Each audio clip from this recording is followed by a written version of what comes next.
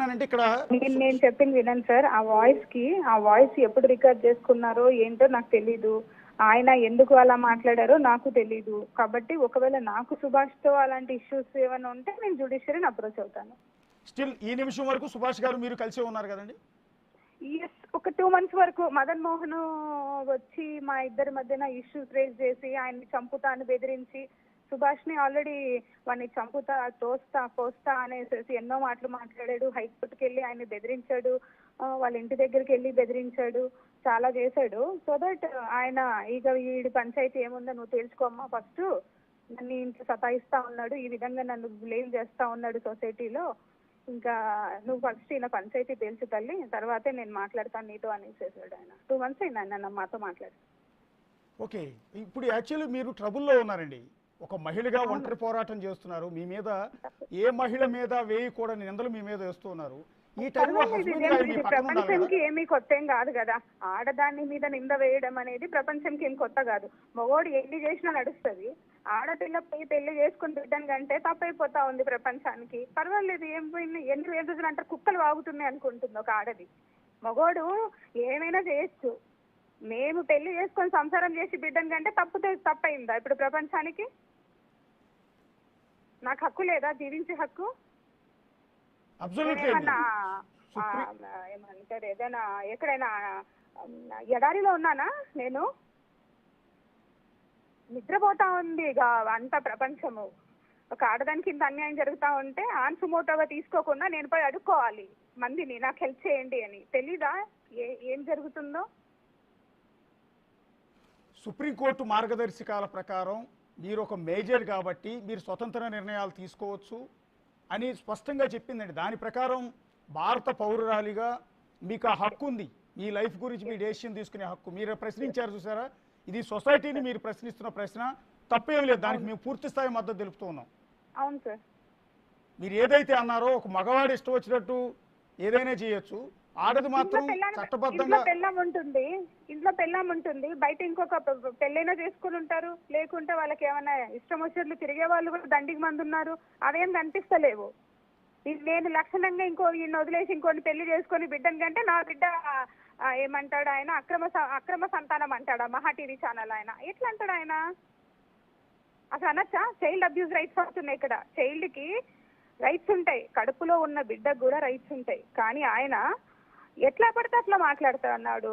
పైపెచ్చి నన్ను బెదిరిస్తా ఉన్నాడు. నా పర్సనల్ మ్యాటర్స్ లోకి వెళ్ళి నన్ను కరప్షన్ లేడీగా క్రియేట్ చేయాలనేసి ఆయన సంబంధించిన వాళ్ళని ఆయన ఏదేదో చేస్తా ఉన్నాడు. నేను ఫైట్ చేయగలను. నేను ఉద్యోగం మీద నా బ్రతుకు తెరువు మీద కొట్టి ఒక ట్రైబల్ గా నేను సంపాదించుకున్న ఉద్యోగాన్ని పీకించేయాలని తెగ ప్రయత్నాలు చేస్తా ఉన్నారు. పర్వాలేదు, మాకు కూడా గవర్నమెంట్, నేను కూడా నా నేషనల్ కమిషన్ అప్రోచ్ అవుతాను, నా ఎస్టీ కమిషన్ ని. మేము ఎంతో కష్టపడి 1000 మందిలో 2 వస్తారు బయటకి చదువుకొని నృత్యం లాగా. ఏమి చదువుకోకూడదా మేము? మేడం, ఆ విషయంలో మిమ్మల్ని ఎంటైర్ సొసైటీ సపోర్ట్ చేస్తోందండి. ఒక ట్రైబల్ ఉమెన్ గా మీరు చేస్తున్నది బయటకు వెళ్ళి చూడండి, మా డిపార్ట్మెంట్కి వెళ్ళి చూడండి. నన్ను నా వ్యక్తిగత విషయాల్ని, ప్రొఫెషనల్ విషయాల్ని జతపరిచి నన్ను ఎంత మానసికంగా నన్ను వేధిస్తున్నారనేది మీకు తెలుస్తుంది. ఇది అయిపోయినాక ప్రొఫెషనల్ విషయాలకు కూడా వెళ్ళండి సార్, మీకు కూడా తెలుస్తుంది. ఒక మహిళగా ఎక్కడో ఒక ఇంటీరియర్ ప్లేస్ లో ఉండి చదువుకొని వచ్చి ఎంతో ప్రపంచాన్ని చూసి కష్టపడి అక్కడ చదువుకునేటప్పుడే ఉద్యోగాలు చేసి మేము ప్రాక్టీస్ చేసి సీనియర్స్ దగ్గర ప్రాక్టీస్ చేసి తర్వాత ఒక ఏదో జాబ్ కొట్టి తినక ఒక చిన్న రూమ్ లో ఉండి కోచింగ్ తీసుకొని అన్ని చేసి ఉద్యోగం తెచ్చుకొని నేను ఛాలెంజింగ్ గా వర్క్ చేసిన. కింద నుంచి ఛాలెంజింగ్ గా వర్క్ చేసి నేను వస్తే ఈ రోజు నేను అది చేసిన ఇది చేసిన అంటాడు. నువ్వు సర్వే నెంబర్ తీసుకొని రా. వైజాగ్ లో ఒక్క గజం భూమి వదిలినట్టుగా ఒక సర్వే నెంబర్ తీసుకొని వచ్చి మాట్లాడాలా? బల్క్గా మాట్లాడితే ఎట్లా? ఎవడు 5 లక్షలు తీసుకొనింది అన్నాడు. 5 లక్షలు తీసుకొనింటే ఎవిక్షన్ చేయించకుండా ఆగి ఉండేదండి కదా. మొత్తం కొట్టి పడేసినాను నేను. వాడి బిల్డింగ్ అంతా కొట్టి పడేసిన నేను రైల్వే స్టేషన్ దగ్గర. ఏంటండి ఇదంతా? గవర్నమెంట్ ఉద్యోగం అన్నాక రకరకాల ఆరోపణలు వస్తాయండి. తప్పు చేసినా చేయకపోయినా లంచాలు తీసుకున్నాను ముద్ర అయితే ప్రతి ఒక్కరి మీద ఉంటుంది. మేము దాని జోలికి వెళ్ళట్లేదండి. అది అది మీ అది జాబ్కు కూడా సంబంధించిన అది కూడా వ్యవహారం. కలిపి మాట్లాడాలా ఇప్పుడు అది ఆ రెండు సైమల్టేనియస్ గా నడుస్తున్నాయి కదా రెండు కలిపే మాట్లాడాలి మీరు రెండు తెలుసుకొని రెండు కూడా ప్రపంచానికి వినిపించండి నా గొంతుని తప్పకుండా మేడం, తప్పకుండా అండి. ఎందుకంటే ఒక ఉమెన్ ఆఫీసర్ ని ఏ విధంగా ఎందుకు మా డిపార్ట్మెంట్ మొత్తంలో 1000 మంది అబ్బాయిలు ఉంటే అందులో కనీసము 20 మంది అమ్మాయిలు ఉంటారు దానికి ఆ అమ్మాయిల్ని కూడా ఇంత సతాయిస్తారా ఏం ఉద్యోగం చేయకూడదా ఆడపిల్ల మంచి ప్లేస్ రాకూడదా ఛాలెంజింగ్ గా చేయకూడదా వాళ్ళకి ఎదురుగా నిలబడుతున్నాం అనేసి ఈ విధంగా మాట్లాడతారా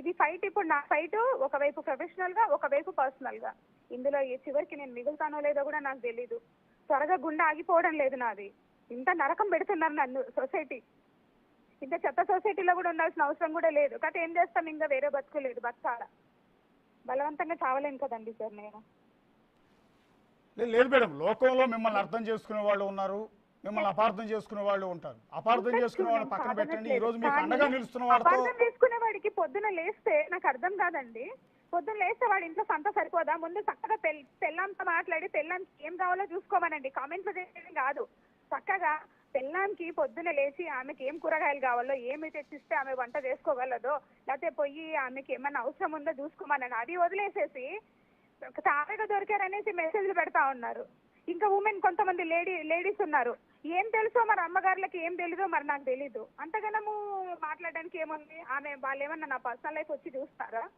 వాళ్ళు వచ్చి ఒక వారం రోజులు నాతో ఉండమనండి తెలుస్తుంది ఎవరైతే మాట్లాడుతున్నారో వాళ్ళు నేనేం కష్టపడుతున్నాను ఏం చేస్తున్నాను ఏం తింటున్నాను ఏం తాగుతున్నాను 4 రోజులే నేను అన్నం తినక ఇంకో 2 రోజులు అంటే హాస్పిటల్ జాయిన్ కావాలా నేను ఏంటి అంతా అసలు ఇళ్ళ పనులు లేక ఇవన్నీ పని పాట లేని వాళ్ళకి ఇవన్నీ వచ్చేవి ఖచ్చితంగా మేడం, లోకంలో పని పాట లేని వాళ్ళు చాలా మంది ఉన్నారండి. ఎంతసేపు వాళ్ళ ఇంట్లో మీరు అన్నట్టుగానే వాళ్ళ పిల్లలు చదువుకుంటున్నారా, వాళ్ళ జీవితం ఏంటి, ఇది కాకుండా కూడా పక్కింటి వాళ్ళు ఎదుటింటి వాళ్ళ గురించి ఆలోచించి సోషల్ మీడియాలో పిచ్చి రాతలు రాసే వెధవులు చాలా మంది ఉన్నారు.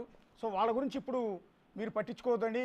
మీరు హ్యాపీగా మధ్యాహ్నం భోజనం చేయండి, ఫైట్ చేయండి. ఈ టైంలో మీరు ఉన్న బాధలో సంతోషంగా ఉండమని నేను చెప్పను, కానీ ఈ టైంలో మీరు పోరాడుతున్నారు, పోరాటం చేయాలండి. అంతేగాని మీరు భోజనం మానేసి మీకు బిడ్డ ఉన్నాడు ఇప్పుడు ఎక్కడ తినమంటారు సార్ ఎక్కడ తినమంటారు చెప్పండి నా బిడ్డల్ని దూరం నా బాధ అంతా నా బిడ్డల్ని దూరం చేసింది ప్రపంచము నిజము మీరు నమ్మండి నమ్మకపోండి అట్ ద లాస్ట్ నాకు మిగిలింది ఒక్కొక్క బిడ్డ ఒక మగ బిడ్డ అది కూడా రేపు సుభాష్ నాకు ఇచ్చేయంటే ఇచ్చేయాల్సిందే నేను చివరికి నేను ఒంటరిగా మిగిలిపోయాను లేదండి ఇప్పుడు మీకు 2 ఆడపిల్లలు ఉన్నారండి ఒక బాబు ఉన్నాడు 3 పిల్లల తల్లి మీరు లేదు నాకు వద్దు నాయన మీరు చేసిన మీరు ఈ సంత చేసిన పంచాయతీకి సంత మీన్స్ ఈ మీడియా వాళ్ళు కొంతమంది చేసిన పంచాయతీకి నేను ఆ బిడ్డల్ని ఎట్టి పరిస్థితిలో చూడలేను వాళ్ళు ఎక్కడున్నా సరే సంతోషంగా ఉంటే చాలు అంటే ఆడపిల్లలిద్దరిని మదన్ మోహన్ ఇచ్చేసే ఆలోచనలో ఉన్నారా నేను అసలు ఇచ్చేయాలి తీసేసుకోవాలి ఆయనే నేను చూడను నేను నా బిడ్డలకి నా మొహం చూపించను నేను కానీ ఎలా అండి మీరు ఒక తల్లి అండి 9 నెలలు మోసారు మొన్న మీరు ప్రెస్ మీట్ లో చూడలేను నా తల్లిని మీరు ఎన్ని మడకలేశారు మీరు మీన్స్ అంత కొంతమంది మీరు మన ప్రెస్ మీట్ లో అన్న మాట ఒకటి నిజంగా అందరినీ గుండెల్ని కదిలిచ్చిందండి ఇంత